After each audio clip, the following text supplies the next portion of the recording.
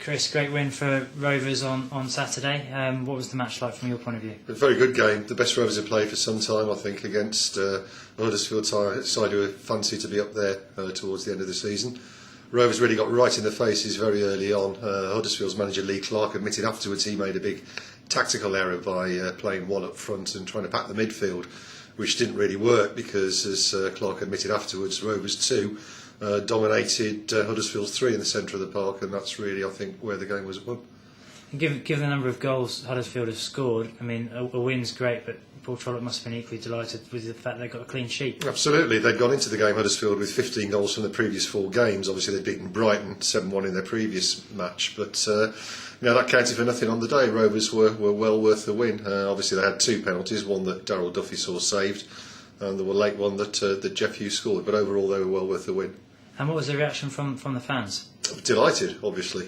4 wins on the bounce now for Rovers after that start when they lost 2-1 on the opening day against Leyton Orient. They've gone from strength to strength, and they're showing some of the consistency now that's been missing in some of the recent seasons. It was a case of Ricky Who? Well, yeah, you could say that. I mean, the good thing since Lambert's gone is that the goals are being shared around. I mean, Cafour's got a couple, Duffy's got a couple. Defenders have started to chip in, and obviously Jeff Hughes got the penalty on Saturday, and I think now he'll be staying on the penalties until the time comes when maybe he misses one. So.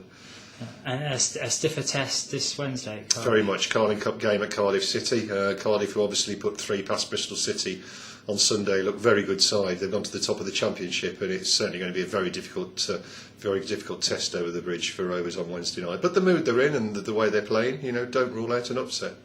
Yeah, I mean, are they getting nosebleeds at the moment? They're quite high on the table. Well, yeah, I mean, it's very early days, obviously, and I think the sort of accepted wisdom is that you don't read too much into league tables and probably until you've probably got 6 or 9 games under your belt.